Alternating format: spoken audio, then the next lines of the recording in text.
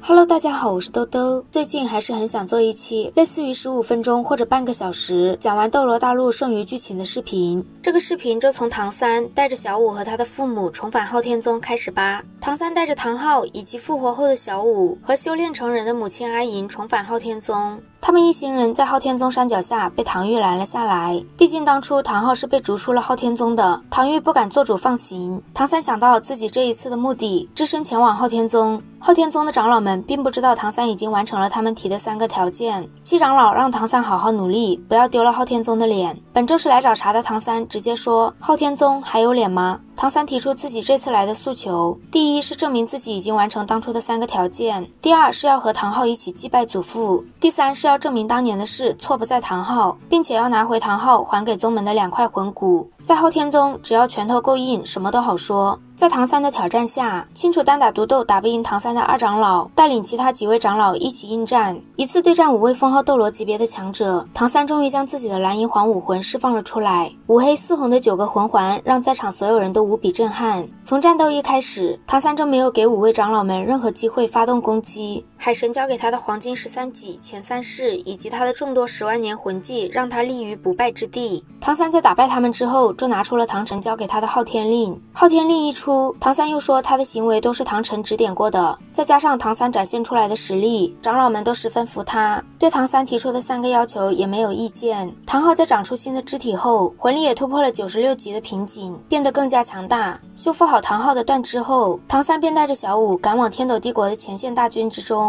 唐三的到来让雪崩十分高兴，尤其是昊天宗重出的消息，更是解了他们高端局强者不够的局面。没多久，天斗帝国就和武魂帝国正式开战。面对武魂帝国高等级魂师的攻击，唐三直接带着史莱克其他几人以及独孤博和杨无敌去破开他们的正面防御。嘉陵关上的比比东看到手持3叉戟的唐三，就意识到不妙，他带着武魂帝国的长老们直冲下方。此时唐三将手中的海神3叉戟朝着化为巨型猛犸的呼延阵投了出去，以防御著称的天象呼延阵直接被唐三108000斤的海神3叉戟一击秒杀。为了在比比东到来之前多杀1名封号斗罗，唐三在宁荣荣的辅助下使出了天青寂灭雷霆，直接将圣龙宗的宗主秒杀。唐三一出手就杀了圣龙军团的正副团长，让天斗帝国这边的士气大涨。杀了圣龙宗宗主后，昊天锤突然出现在唐三的手中，他没有任何停顿，直奔半空中化身死亡蛛皇的比比东。此时唐家军战士的近20万支诸葛神弩的弩箭瞬间就蔓延到了圣龙军团的前方。正与唐三交手的比比东看到弩箭爆发，圣龙军团顿时就少了近1/6的魂师后，感到不可置信。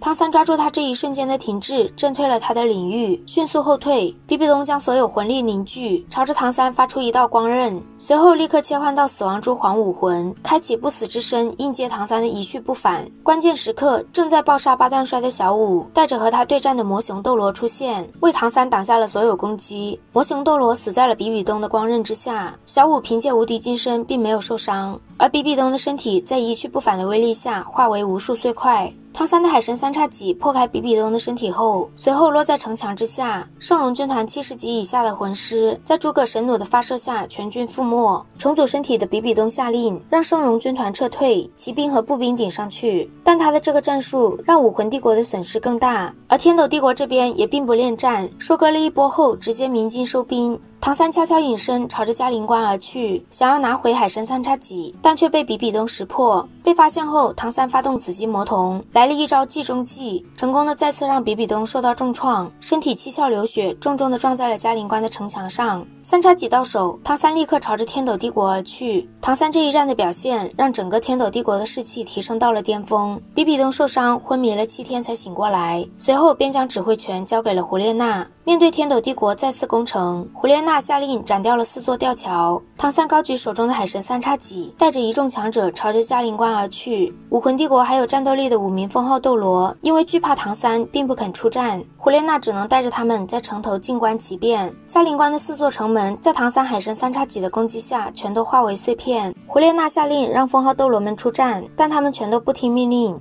正僵持的时候，重伤的比比东出现，命令他们迎敌。但他们还没来得及应战，天斗帝国的强者就飞上了城头。唐三在将挡在比比东身前的胡列娜甩出去后，就与重伤的比比东进入了战斗。天斗帝国的士兵士气越来越盛，而就在武魂帝国即将撑不下去的时候，嘉陵关后方传来一阵长啸。武魂殿的6大供奉已经来到了嘉陵关，3个供奉直奔唐三和比比东而来，一个供奉将比比东和胡列娜救走，还有2位魂力高达96级的供奉合力攻击唐三。唐三之前消耗太大，面对这2位供奉的攻击暗自叫苦，而天斗帝国的战士们因为雪崩的错误命令也损失惨重。唐三很清楚这时候已经不能再战了，他在击退千军斗罗后，正想杀降魔斗罗时，突然感觉到一股强烈的危机。危急时刻，他顾不上杀降魔斗罗，迅速发出无定风波挡在胸前。虽然唐三接下了这一招，但也身受重伤。攻击唐三的是武魂殿魂力高达98级的2供奉惊愕斗罗。惊愕斗罗没想到唐三在经过2次大战还能接下自己的攻击。就在他想要彻底解决唐三的时候，唐昊一边超级霸气的大喊谁敢伤我儿子，一边用昊天锤将黄金鳄鱼的头颅轰飞。唐昊带着唐啸以及昊天宗弟子及时赶到，唐啸等人直奔嘉陵关内救援天斗帝国，唐昊则直接对上了惊愕斗罗。唐昊的魂力虽然没有惊愕斗罗高，但他那股雄霸天下的气势却让他看起来更加强大。面对惊愕斗罗的攻击，唐昊与昊天锤完全融为一体，只一锤就让惊愕斗罗处于下风。唐昊接连3锤，直接将惊愕斗罗震飞。随后他便带着唐三和剑斗罗离开，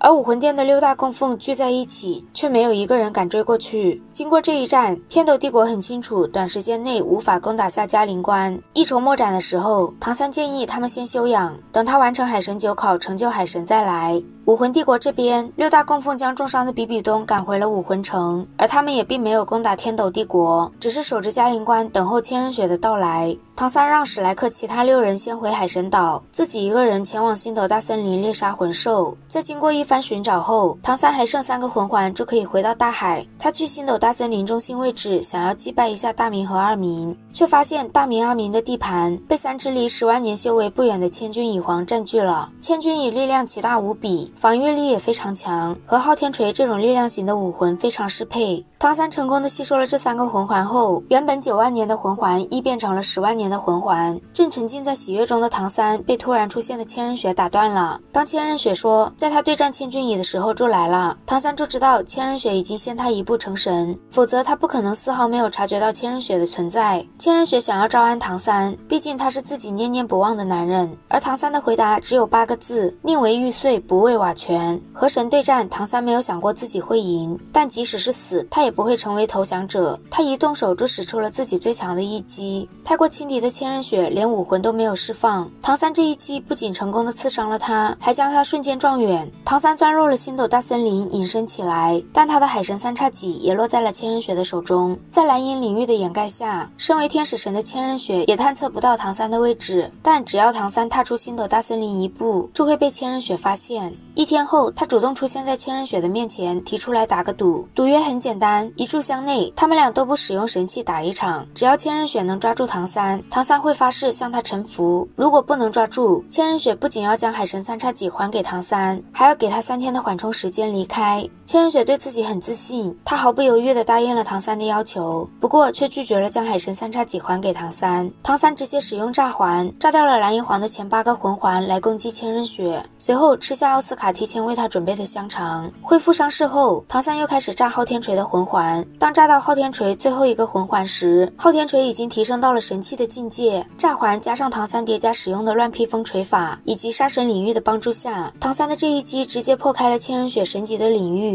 这一击也让千仞雪彻底泄了征服他的心思，只想杀了他。但唐三又开始拖延时间了。他说自己可以凭借最后一击破开千仞雪的天使防御。愤怒的千仞雪又毫不犹豫地答应了他的要求。唐三这最后一击并不属于斗罗大陆，而是前世唐门的暗器第一观音泪。观音泪无视防御，永不落空。在唐三发出这一击后，不仅破开了千仞雪的防御，还穿透了他的心脏。此时一炷香已过，千仞雪不得不遵守约定，放唐三离开。千仞雪的心脏在观音泪的威力下破碎，只不过唐唐三毕竟未成神，观音类到底还是属于人类攻击的范畴，但凡加上点神力，千仞雪可能真的就死了。他自言自语地说出了自己的伤势，正好被偷溜回来想要拿回海神三叉戟的唐三听到了。不过即使千仞雪伤得很重，想要杀唐三还是很容易的，所以唐三拿回海神三叉戟，没有任何停留就离开了。唐三离开后，找了个地方疗伤，用了近8个时辰才修复完自身的经脉。为了赶紧逃命，在魂力恢复到6成的时候，唐三就朝着海边的方向开始边飞行边恢复自己的魂力。3天时间一到，唐三离大海还有半个时辰路时，千仞雪追上了他。看着逼近自己的千仞雪，唐三立刻冲向地面。过去的3天，唐三不仅在疯狂逃命，还在思考被追上后自己该怎么应对。飞天肯定不成，最后唐三决定遁地。面对千仞雪的攻击，他直接使出泰坦巨猿的辅助技能大地之力。唐三利用大地之力排开泥土岩石，开启蓝银右腿骨的飞行技能，飞速地向大海前进。为了能将千仞雪对自己的攻击降到最低，唐三利用昊天锤不断地向地下深入，想要凭借大地的厚度挡住千仞雪。千仞雪钻入了地底，唐三故意停顿，让他们之间的距离拉近到100米之内。距离拉近，千仞雪用天使圣剑接连挥出4道金光，追上唐三的身体。这一击让唐三千军壁垒的防御完全破碎，神级8蛛矛也都断了。但他本体不仅没有受到任何伤害，还在千仞雪的攻击下向前飞了超过100米。唐三开启昊天锤第6魂技大地蚁黄斩，破开泥土飞速向前逃逸。而千仞雪在发现唐三不仅没死，反而跑得更快后，他停在原地，用天使圣剑强行打通了地下到地面一个1米直径的通道，强行吸食太阳真火中包含的能量，准备对唐三发起强力一击。逃命的唐三在感受到死的威胁后，炸开了蓝银皇剩余的8个魂环，将能量注入海神三叉戟。而另一边，带着天使圣剑瞬间来到唐三面前的千仞雪又开始矛盾了。等他的理性战胜感性，准备了结了唐三的时候，海神突然出现，将千仞雪的身体弹开。海神的神念自然打不过千仞雪这个新手神，但就在千仞雪准备再次发动攻击时，海神召唤大海破土而来，救下了唐三。大海一来，直接就将千仞雪送走了。海神的神念再次救下了唐三，也导致海神之心破碎。成功逃回大海的唐三休整过后，就带着小伙伴和小白他们去完成自己的第8考，猎杀深海魔鲸王。到了深海魔鲸王的海域后，魔鲸王认出唐三就是海神的继承人，也看出唐三的身体有近4成转化成了神级的程度。魔鲸王的身体有9成9进入了神级，他相信只要吞噬了唐三就可以补上那1%。唐三对魔鲸王发起攻击，海神三叉戟破开了魔鲸王坚韧的皮，刺进了他的尾巴。唐三用神级8蛛矛插入他的体内，不管他怎么甩都甩不掉。8蛛矛的吞噬作用和剧毒，再加上唐三倒入他伤口的冰火2一眼的泉水，让痛苦的魔鲸王不得不化生成人。海魂兽化为人形后，整体实力也会随之下降。此时的唐三在各种增幅下，正处于前所未有的巅峰。在史莱克其他几人的帮助下，唐三这边很快就占据了上风。在魔鲸王陷入疲惫时，一次性炸开6个魂环的唐三来到了他的身边。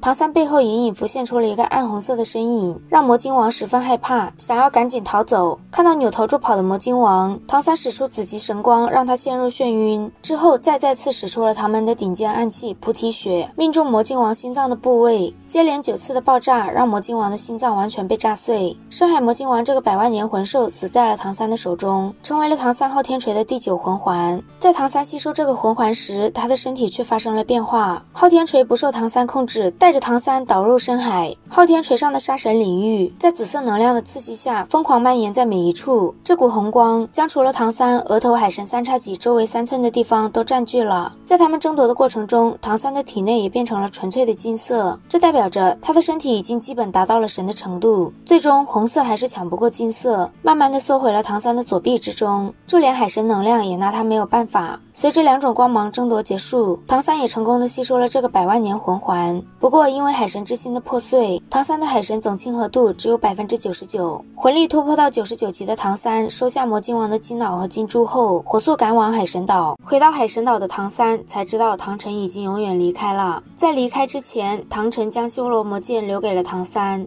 但现在的唐三只想先继承海神之位。波塞西将史莱克其他6人都叫进了海神殿，帮助唐三完成最后一考。传承开始，唐三登上了曾经拔出海神三叉戟的平台，史莱克六怪也各自飞跃上了一座平台。他们准备好之后，波塞西高举手中的金色权杖，释放出所有的魂环。史莱克六怪的灵魂也在这种能量的作用下被连接在一起，身体无法移动。波塞西代表海神询问唐三是否能让自己的心中善良永存，将海神的力量永远用于正义，保护好辅助他的子民，不让任何外敌入侵。唐三的回答十分坚定。听到唐三的回答，波塞西宣布海神第9考正式开始。随后，他手中的权杖和魂环同时破碎。海神岛大祭司，同时也是神的引路人。波塞西用自己的身体为引，能量作为沟通的桥梁，将真正的神力引来，帮助神选之人完成神位传承。看着为自己牺牲的波塞西，唐三变得前所未有的坚定。穿过海神传承之门后，唐三来到了一座非常宏伟的宫殿前。进入宫殿的唐三见到了海神本神。海神告诉唐三，在传承时绝对不能使用昊天锤的力量，而因为海神之心的破碎，唐三在后面的传承会比较难。但不管经历什么样的痛苦，唐三只要守住本心，不动摇，就可以成为新的海神。最后，对唐三非常满意的海神还拐着弯的提醒他，深海魔晶王机脑中的金珠会在最后的传承中用上。继续进行传承的唐三来到了一个金色的圆形平台，他的精神力和内力都被压制着，身体也被短暂的束缚住。随后，唐三就感觉自己的背部就像被人用锯齿在切割一样。虚空中响起声音，告知唐三他的束缚即将被解开，但如果阻挡魂骨拆卸，考核将被中断。中断的结果最严重的是被抹杀，并且唐三不能离开平台中心2米的范围，也不能改变他被拆魂骨的主要身体位置，否则这会被视为放弃传承。唐三清晰地感受着被放大了5倍以上的痛苦。第一个被拆下来的是唐三的8株魂骨，看着眼前的8株魂骨变成了8个巨大的金色翅膀，唐三感觉只要他向前走一步，就可以拥有这件神器。但在他抬起左脚的时候，一股强烈的危机感从海神8翼传来。回过神的唐三十分后怕，海神8翼飞回了他的位置。唐三七情第1考也终于结束。当唐三通过喜、怒、哀、惧、爱、恶、欲这7关之后，唐三还差最后一步，那就是唤醒海神三叉戟。之前海神的提醒，唐三一直都记得。他将深海魔晶王机脑中的金珠按在了海神三叉戟的孔洞中，利用海神之光来唤醒海神三叉戟。这个过程非常漫长。在唐三精神力即将透支时，他的魂骨依次回到了他的身体。当他所有的魂骨成为一个整体的时候，唐三面前的海神三叉戟终于被唤醒，以金珠为主体，重新凝聚成新的海神之心。唐三能看到自己的灵魂变成了一块蓝金色的菱形宝石，灵魂实体化就是成神的标志。这一刻，唐三终于完成了海神传承，成为了海神。他身上的魂骨也进化成了海神神装，一圈圈魂环从他的脚下升起，9红1蓝金，这是唐三完成海神传承最后的奖励。所有魂环修为提升5万年。一直在半空中等候唐三的千仞雪发现他成神后，神念瞬间爆发，但即使唐三还没有完全熟悉自己的力量，千仞雪也打不过他。这一战，唐三的主要目的是摸清天使神的各种能力。在打败千仞雪之后，唐三并没有继续追击，但就在唐三劝千仞雪放弃武魂帝国的时候，千仞雪却突然突破了自己的心魔。他承认自己对唐三动过心，也承认自己实力不如他，但他们是同一个级别的神，打不赢唐三，但他可以拉着唐三一起死。唐三没想到自己无意中竟然让他破开了心魔。在他想要同归于尽的情况下对战，对唐三来说是个很棘手的问题，但这都是之后的事了。现在唐三最重要的是关注正在冲击着封号斗罗的小伙伴们。在唐三的帮助下，史莱克6怪全都成功的收获了10万年魂环，并且成为封号斗罗的奥斯卡和宁荣荣还被食神和9彩神女找上门，告知他们等到了99级就可以进行神位考核。但唐三在帮小舞吸收神赐魂环时却发生了异变。在小舞的第9魂环完全吸收时，唐三左手掌中一股属于修罗神神级的杀气进入了小舞的体内，修罗神神力瞬间就和小舞的经脉融为了一体，就连身为海神的唐三都来不及阻止。一旁角落里的修罗魔剑也朝着小舞飞了过去。小舞为了和唐三永远在一起，想要接受修罗神的传承，但当修罗魔剑幻化成9道暗红色的气流涌入小舞的体内，一切都恢复正常后，小舞也没有收到任何提示。唐三也不知道为什么会是这样的情况，只能安慰小舞，可能是他的实力还没有达到修罗神提示的程度。史莱克6怪完成吸收后，唐三便带着他们前往嘉陵关前线。此时已经到了嘉陵关的千仞雪下令向天斗帝国发起攻击。就在天斗帝国众多强者准备抛头颅洒热血的时候，唐三在最后一刻出现了。他的出现瞬间改变了战场上的局面。千仞雪立刻下令让金鳄斗罗收兵回城，死守嘉陵关。这场战斗的胜负关键就在唐三和千仞雪之中，他们俩将战斗地点选在了万米高空。在唐三的攻击下，千仞雪为了赢，冒着随时有可能被太阳真火抹杀的危险，超负荷的吸收来自太阳的能量，而唐三则将自己防御的固若金汤，不给他任何同归于尽的机会。此时的嘉陵关中，独孤博的剧毒正快速地蔓延着，很快就可能会影响到嘉陵关城内50多万人的性命。为了尽快结束战斗，避免不必要的杀戮，唐三不再保留，使出了海神三叉戟13式的最后一式，重创千仞雪。当千仞雪从万米高空坠落，抱着必死的信念时，身体却被自爆的金鳄斗罗发出的力量拖了一下。金鳄斗罗的牺牲将千仞雪必死的信念打消了，他带着武魂帝国剩下的几个供奉逃跑。唐三朝着逃跑的千仞雪发动千载空幽，却被武魂帝国的4供奉和5供奉自爆挡住了一下。看着嘉陵关内毒斗罗的剧毒快控制不住了，唐三暂时放弃了追击千仞雪。在将剧毒解决完后，唐三却发现自己留在千仞雪身上的神念消失了，他有一种放虎归山的感觉。唐三不死心的用神念搜了1个时辰，却什么也没发现，最后只好无奈的放弃了寻找千仞雪重返嘉陵关。就在所有人以为一切已成定局的时候，3天后，千仞雪带着成为罗刹神的比比东再次卷土重来。面对唐三，这对母女俩有着绝对的把握。比比东的出现让唐三非常后悔没有杀了千仞雪再收拾残局，但即使是面对2个神，这场战唐三还是要打。在千仞雪和比比东的夹击下，唐三将自己全部的10个魂环、身体以及海神神装全部炸开。海神的黄昏瞄准他面前受伤的千仞雪，但这一击却因为比比东的罗刹魔莲来到唐三的背后攻击他，导致海神的黄昏歪了。千仞雪保住了命，左臂却消失不见，而唐三也被比比东的罗刹魔莲穿透他的身体和胸铠，从右胸前突出。比比东将昏迷的千仞雪扯了回来，让他自行恢复后，便利用神念控制着唐三身上罗刹魔莲瞬间爆裂。此时的唐三无法抵挡住比比东的攻击，身体直接向下坠落。下方的唐昊将全部的能量都爆发在大须弥锤的炸环中，朝比比东飞去。剑斗罗和古斗罗也早在宁风致的全力增幅下飞了过去。剑斗罗身剑合一，发出了有生以来最巅峰的一击。古斗罗庞大的身体也朝比比东撞了过去。他们将自己全部的魂力、生命力都爆发在了这一击之中。在比比东攻击剑斗罗和古斗罗时，身受重伤的唐三用尽最后的力量，将自己凝聚的神魂之力直击比比东。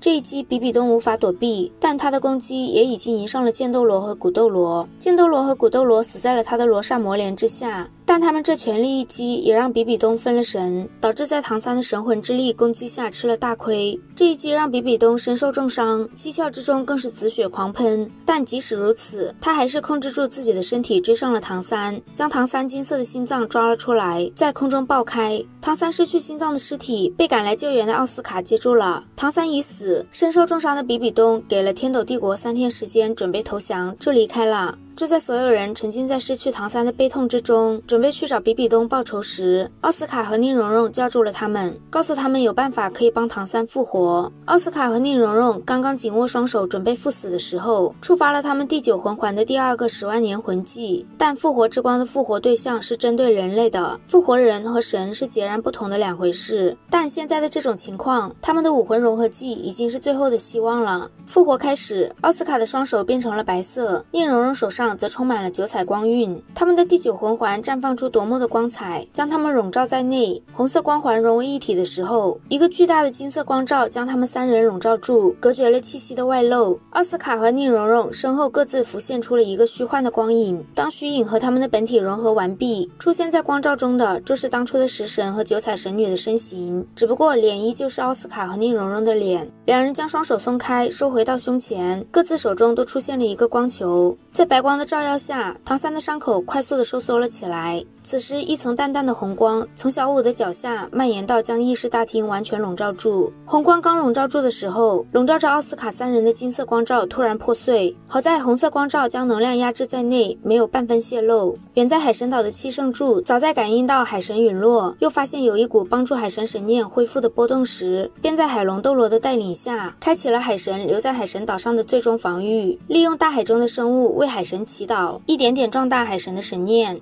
唐三的身体修复好之后，对神来说最重要的神魂，也在海神七圣柱的主持下，数以万亿海洋生物的祈祷中，凭借着他留在海神岛的一丝神念重新恢复。唐三终于复活成功，由生到死，再由死到生的经历，让唐三更深刻地领略到了神魂与本体之间的各种能力。这一刻的唐三或许没有把握打赢比比东和千仞雪，但如果他想要拉着他们同归于尽，还是可以做到的。3天后，比比东和千仞雪见到复活后的唐三都不敢置信。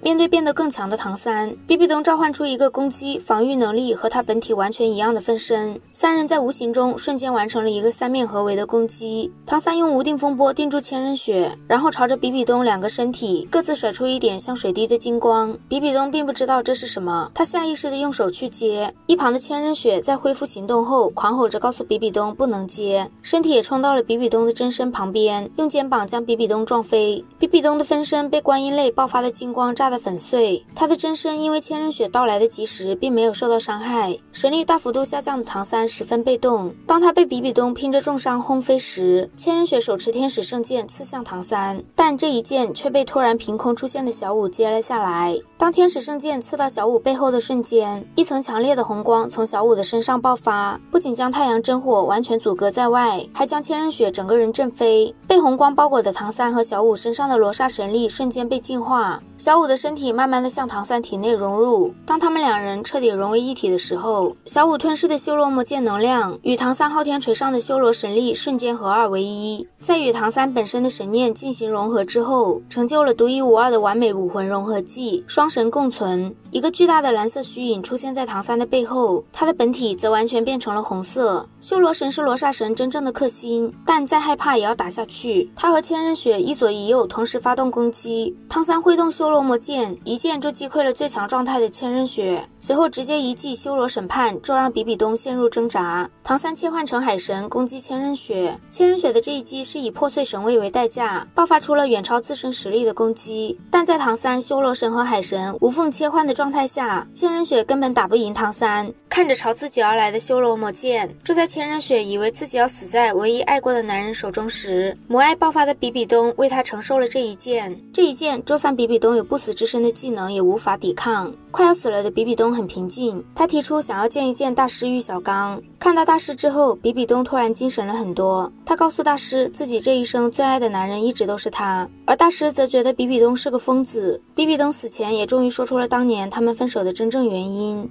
当年比比东的恋情被千寻疾知道后，千寻疾一怒之下将比比东打晕，强迫了他。在那之后，比比东被囚禁了起来，生下了千仞雪，而千寻疾真正的死因也是在重伤时被比比东吞噬了身体和灵魂。和大师分开的比比东只想毁了武魂殿，毁了这个世界，毁了自己。临死之前，比比东求唐三放过千仞雪和胡列娜，最终唐三答应了比比东的要求。比比东的死也代表着这场战争的结束，也意味着《斗罗大陆1》的剧情就此落幕。本来豆豆是想将这部分剧情浓缩在15分钟左右，但是现在看来失策了。如果小伙伴想看详细的完整的剧情，可以去看豆豆的大合集，里面讲的真的很详细。虽然都是在小说的基础上讲的，但也8-9不离10。好啦，今天的视频豆豆就讲到这里啦。如果喜欢豆豆的视频，欢迎点击订阅关注，我们下期再见，拜拜。